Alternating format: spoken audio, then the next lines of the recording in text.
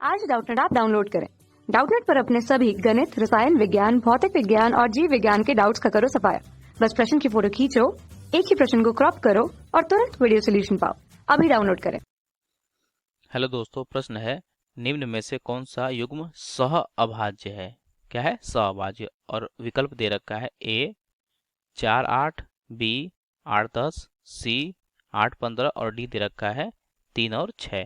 तो ये जो युग्म दे रखे हैं ना, हमें इनमें से बताना है कौन सा युग्म सह अभाज्य है। तो सह अभाज्य बताने के लिए सबसे पहले तो हमें सह अभाज्य का मतलब पता होना चाहिए। ठीक है, जब पता होगा तभी तो बता पाएंगे। तो चलिए हम सबसे पहले क्या सीखेंगे, सह अभाज्य किसे कहते हैं। ठीक है,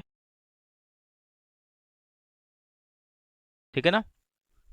देखिए, अभाज्य का मतलब क्या होता है? ऐसी संख्या है जो एक से विभाजित हो और स्वयं से विभाजित हो, वैसी संख्या को क्या कहते हैं? अभाज्य संख्या है। समझ रहे हैं आप? देखिए, जैसे अगर हमारे पास 13 है तो 13 क्या है? एक से तो विभाजित है ही, क्योंकि एक से तो सारी संख्या होती हैं। लेकिन 13 क्या किसी और संख्या से विभाजित है? नहीं, सिर्फ और सिर्फ किससे विभाजित है? 13 से ही। तो क्या हुआ? एक से विभाजित और स्वयं से। स्वयं का मतलब 13 तो 13 से। इसी तरीके से अगर हमारे पास 19 है तो 19 का स्वयं क्या होगा? 19 ही होगा। ठीक है, तो 19 और 13 दोनों हमारे पास क्या है? अभाज्य संख्या है। तो हमने अभाज्य संख्या का मतलब समझ लिया, वह एक से और स्वयं से विभाजित हो। अब हमें क्या सीखना है? स अभाज्य संख्या। ठीक है, चलिए सीखते हैं। मैं लिखूंगा और समझाते जाऊंगा। स अभाज्य ऐसी संख्याओं का समुच्चय होता है। अब यहाँ पे समुच्चय शब्द आ रहा है। अब समुच्चय क्या होता है? समुच्चय मतलब कि आप बोल सकते हो कि झुंड। सिर्फ समुच्चय मैं यहाँ पे समझा रहा हूँ। जैसे समुच्चय क्या हो गया? 1 2 3 4, ये क्या है? हमारा चार संख्याओं का समुच्चय है। ठीक है, तो समुच्चय का मतलब समझ में आ गया। और होंगे तो हम बोल देंगे उतनी संख्याओं का समुच्चय है। ठीक है, अब हम क्या करें? स अभाज्य का मतलब समझ रहे हैं। ठीक है, तो क्या होता है? स अभाज्य संख्याएं ऐसी संख्याओं का समुच्चय होता है जिसका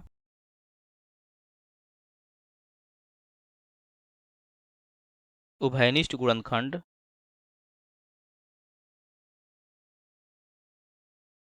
सिर्फ एक होता है।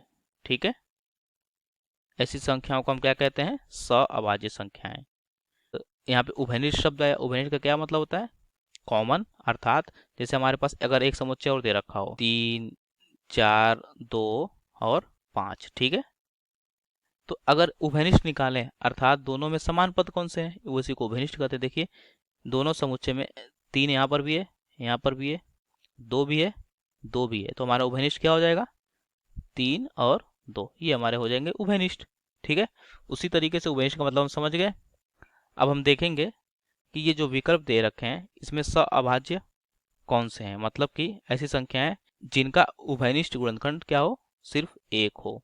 मतलब दोनों संख्याओं का अगर हम गुणनखंड निकालें तो उनमें उभयनिष्ठ एक अगर आए तो हम कहेंगे कि ये संख्याएं स अभाज्य संख्याएं। तो चलिए सबसे पहले विकल्प ए लेकर देखते हैं। ए क्या है? 4 और 8। 4 के गुणनखंड कौन कौन से हैं? एक से कट जाएगा ये, मतलब एक इसका गुणनखंड होगा। 2 से और स्वयं 4 से कटेगा। ठीक है, उसी प्रकार 8 के गुणनखंड कौन कौन से होंगे हमारे पास?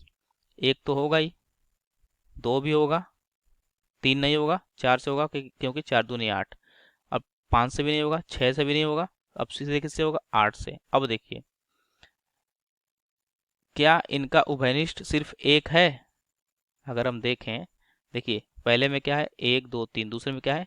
1 2। देखिए, उभयनिष्ठ सिर्फ एक नहीं है, उभयनिष्ठ क्या है? 2 भी आ रहा है, ये भी 2 इसमें भी है, ये भी है। अर्थात ये संख्याएं स अभाज्य संख्याएं नहीं कहलाएगी। विकल्प एक हमारा गलत है। उभयनिष्ठ सिर्फ क्या आना चाहिए? एक। सिर्फ अगर एक आता उभयनिष्ठ तो ये संख्या हमारा सहभाज्य कहलाती। ठीक है, लेकिन सहभाज्य नहीं है। अब हम विकल्प बी देखेंगे। 8 और 10। 8 के गुणनखंड कौन कौन से हैं? 1 2, हमने यहाँ पे लिखा था, देखिए 4 और 8। उसी तरीके से 10 के गुणनखंड कौन कौन से हैं? 1 2 5 और खुद 10। ये भी नहीं होंगे। क्यों? क्योंकि इनमें भी उभयनिष्ठ दो पद आ गए। एक तो एक है, दूसरा 2 है, इसमें भी एक आ गया, 2 भी आ गया। मतलब इसमें भी उभयनिष्ठ सिर्फ एक नहीं है, अर्थात बी विकल्प भी हमारा गलत है। अब हम सी देखेंगे।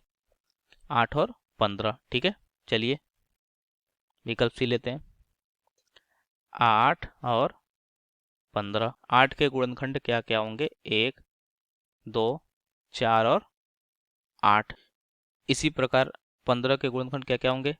1 होगा, 2 नहीं होगा क्योंकि 2 से 15 नहीं कटेगा, 3 से कट जाएगा, 5 3 15। ठीक है, मतलब 3 हमारा क्या होंगे? इसके गुणनखंड होंगे। 4 भी नहीं होगा, 5 होगा, हाँ कट जाएगा 5 से, 5 3 15 तो क्या हो जाएगा? 5 भी गुणनखंड है। 6 से नहीं होगा, 7 से भी नहीं कटेगा, 8 से भी नहीं कटेगा, क्या 9 से कटेगा? 9 से भी नहीं कटेगा, देख लीजिए नहीं कटेगा। ठीक है, ये 3 तरीके 9, 3 5 15, ये भी नहीं कट रहा है। तो 10 से कटेगा, 10 से भी नहीं कटेगा पूरी तरीके से, 11 से भी नहीं, 12 से भी नहीं, सीधा सीधा किससे कटेगा? 15 से। ठीक है, अब सअभाज्य देखने के लिए हमें क्या देखना पड़ेगा? इन दोनों के समुच्चयों में जो है पद, उनमें सिर्फ क्या होना चाहिए? उभयनिष्ठ। देखिए सिर्फ उभयनिष्ठ एक होना चाहिए।